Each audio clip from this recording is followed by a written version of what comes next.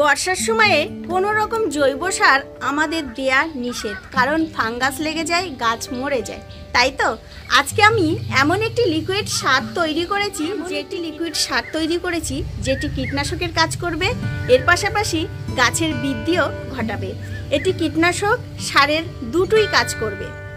গাছের fungal infection, ব্যাকটেরিয়ার আক্রমণ, কেঁচো, পিঁপড়ের আক্রমণ থেকে রক্ষা করবে, গাছকে তত্তরিয়ে বাড়াতে সাহায্য করবে এবং গাছের শিকড়ের বৃদ্ধি ঘটাবে। গাছের যদি কোনো রকম ফাঙ্গাল ইনফেকশন থাকে তাহলে এই লিকুইড তরল সার দিলেই সব কেটে বার হয়ে যাবে এবং গাছে আমরা স্প্রেও করতে পারি। এটি পুরো কীটনাশকের মতো অসাধারণ কাজ, সামান্য খরচে আমরা তৈরি করতে পারবো আর অসাধারণ রেজাল্ট পাবে। এই সময়ে দাঁড়িয়ে আমরা পারবো না সরিষার খোল লিকুইড ব্যবহার করতে, পারবো না আমরা তরল লিকুইড যেটি কিচেন ওয়েস্ট কম্পোস্ট সেটিও আমরা ব্যবহার করতে পারবো না, কিন্তু এই সার আমরা সারা বর্ষা জুড়ে ব্যবহার করব। গাছের বৃদ্ধির পাশাপাশি গাছের সমস্ত পোকার উপদ্রবও নষ্ট করে দেবে। চলো কিভাবে তৈরি করছি, কেমনভাবে তৈরি করছি, কতটা পরিমাণে দেব গাছে, তাহলে সম্পূর্ণ দেখতে হলে ভিডিওটি শুরু থেকে শেষ পর্যন্ত দেখুন। নমস্কার বন্ধুরা, গ্রিন গার্ডেনিং উইথ মল্লিকা। আশা করছি ভালো আছো, সুস্থ আছো এবং সবুজের সঙ্গে আছো। ছাদ বাগানে ভিন্ন ভিন্ন ফল, ফুল, সবজিতে ভরিয়ে তুলেছো ঠিক আমার মতো। আর ছাদ বাগানের প্রত্যেকটি গাছ হেলদি, সুস্থ আছে আর প্রত্যেকটি গাছে থেকে আমি সুন্দরভাবে ফল, ফুল, সবজি অনায়াসে পাচ্ছি। তুমিও চাইছো? তাহলে আজকের ভিডিওটি ধৈর্য সহকারে দেখো। চলো তাহলে।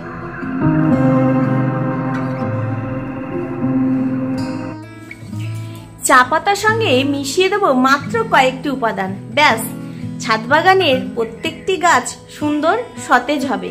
এই বর্ষার সময়ে গাছে ফাঙ্গাস জনিত রোগ আসে, এছাড়াও কেঁচো পোকার উপদ্রবের পাশাপাশি গাছে গোড়া পচে যাওয়া অর্থাৎ শিকড় পচে যাওয়ার সমস্যা আসে। হ্যাঁ, তার জন্য আজকে এমন একটি সেরা লিকুইড সার এবং কীটনাশক একই উপায়ে তৈরি করেছি, যেটি ব্যবহার করলে অসাধারণ রেজাল্ট পাবে। চলো বাগানি বন্ধুরা, দেখে নাও কিভাবে তৈরি করবে। 1 লিটার জলের সঙ্গে 1.5 চামচ মতো চা পাতা দিয়ে দেব।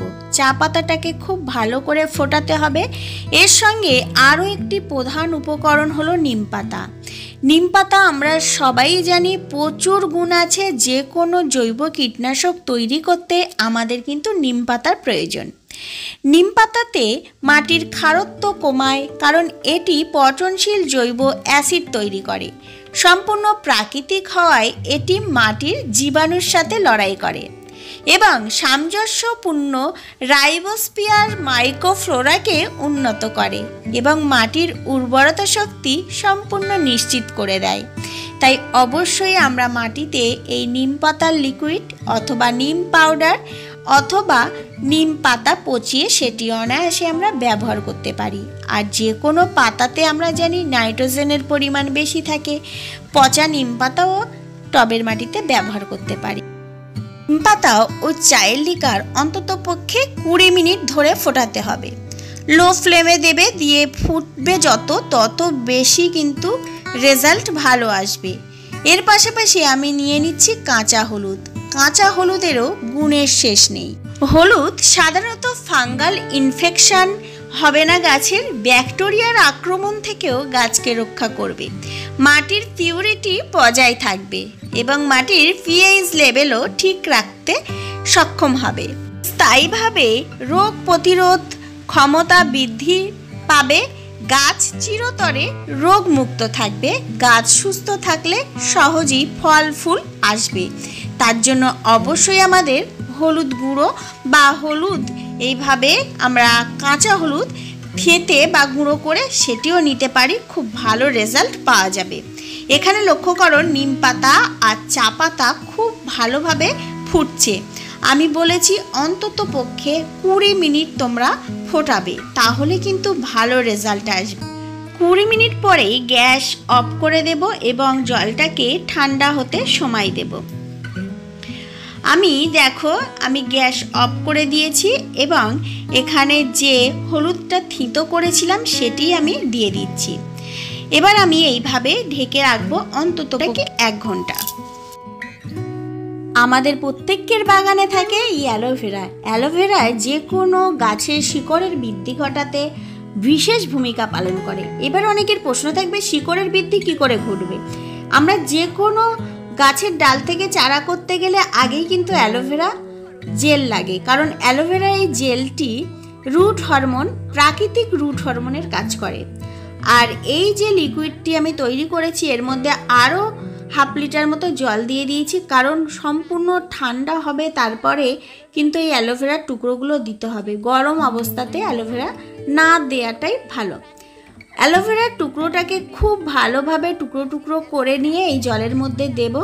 অন্ততপক্ষে একদিন এই সমস্ত উপকরণগুলোকে রেখে দেব। বর্ষার সময় সাধারণত শিকড়ের বৃদ্ধি না হওয়া এবং শিকড় পচে যায়, ফাঙ্গাসের আক্রমণ ঘটে, সেক্ষেত্রে শিকড়ের বৃদ্ধি এবং গাছের বৃদ্ধি ব্যাহত হয়। সেজন্য আমরা অ্যালোভেরা টুকরো টুকরো করে এই ঠান্ডা জলের মধ্যে ডুবিয়ে রাখব। যখনই আমরা গাছে ব্যবহার করব তখন যে শিকড়ের থমকে যাওয়া বৃদ্ধিটা আবার নতুন করে চালু হয়ে যাবে এবং গাছ হেলদি এবং সুস্থ হবে।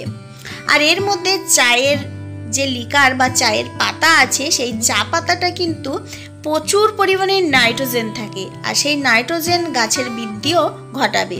অন্য অন্য যেসব উপকরণ আছে যেমন সরিষার খোল, এছাড়াও কিচেন ওয়েস্ট, কম্পোস্ট, এগুলোর মধ্যেও নাইট্রোজেন থাকে, কিন্তু বর্ষাতে এগুলো প্রয়োগ করা উচিত নয়।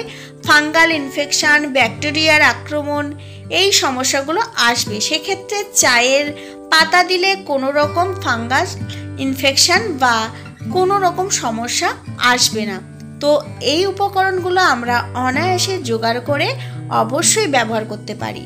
এখানে আমি অ্যালোভেরা টুকরো টুকরো করে কেটে দিয়ে দিচ্ছি এবং হলুদ দেখছো তোমরা দিয়ে দিয়েছি সমস্ত। হ্যাঁ, অনেকের প্রশ্ন থাকবে পরিমাণটা কতটা দেব। তোমরা অবশ্যই গাছের পরিমাণ অনুযায়ী দেবে।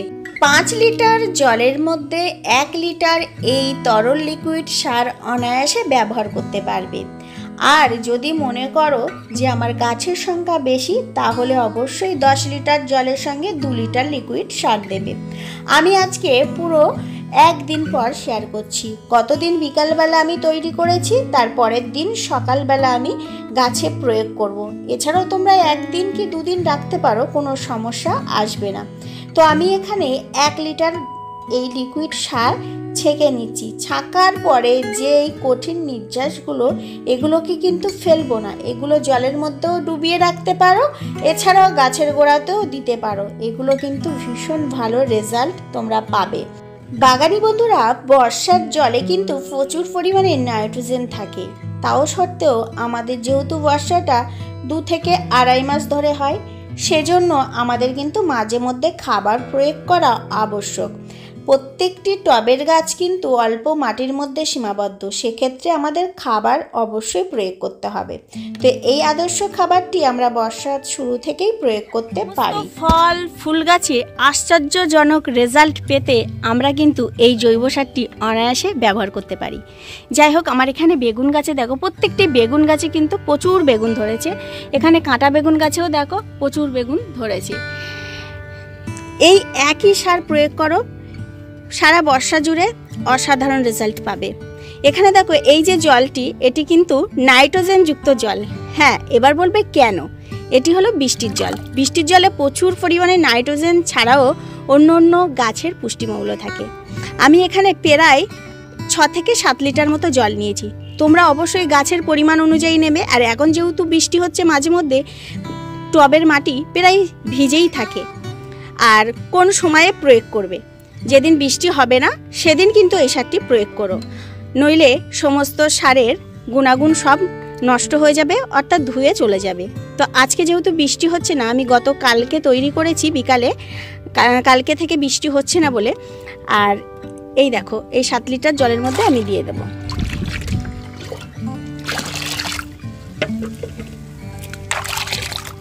দিয়ে খুব ভালো করে আমি মিক্সড করে, ঠিক এইভাবে ভালো করে মিক্সড করে নেবে। 5 লিটার জলের মধ্যে তোমরা 1 লিটার মতো জৈব সার দিতে পারো।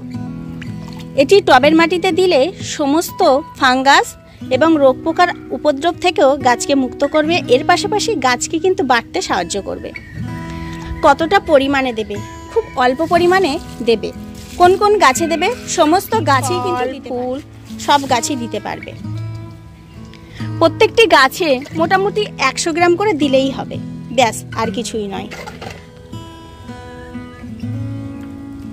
এখানে লক্ষ্য করো জবা গাছের ফুল দেখো কতটা হারে ফুল ফুটেছে, চতুর্দিক থেকে যেন ফুলের ডালি নিয়ে ভরিয়ে নিয়েছে এই জবা গাছটি। তো এরকম সহজ ঘরোয়া খাবারেই কিন্তু এত ফুল ফুটছে, সহজ পরিচর্যায় কিন্তু এত ভালো রেজাল্ট পাচ্ছি, তোমরা কেন পাবে না? যাই হোক, তরল লিকুইড সারটি তৈরি করো, গাছে প্রয়োগ করো, কন্টিনিউ প্রয়োগ করতে হবে। 10 দিন বাদে বাদে অবশ্যই এই সারটি দেবে। দেখলে বাগানি বন্ধুরা, আমরা খুব সহজে এই সারটি তৈরি করতে পারি, আর একই লিকুইড সারে কীটনাশক এবং সারের দুটোই কাজ করবে। অসাধারণ। এক বাগানি বন্ধু আমাকে কমেন্ট করে জানিয়েছে যে এমন একটি জৈব সার তৈরি করো যেটি কীটনাশক এবং ফাঙ্গাস আক্রমণ থেকেও গাছকে রক্ষা করবে। তো অবশ্যই এই সারটি প্রয়োগ করো, ভীষণ ভালো রেজাল্ট পাবে। ভিডিওটি ভালো লাগলে সাপোর্ট করো, পাশে থেকো, আর এরকম ধরনের ভিডিও নিয়ে প্রতিনিয়ত আমি আসতে থাকবো। ভালো থেকো, টাটা।